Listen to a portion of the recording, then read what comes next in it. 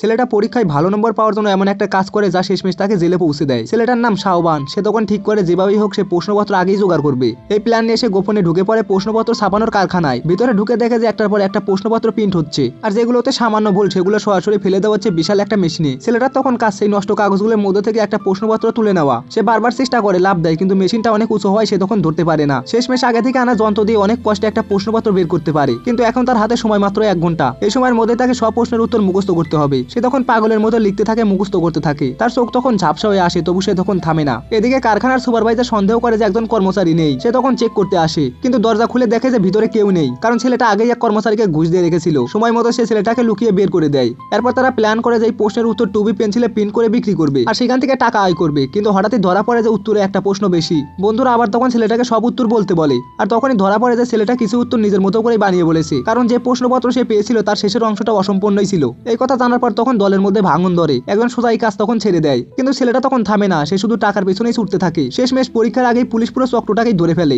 আর ছেলেটার প্রায় 2 বছরের জেল হয়।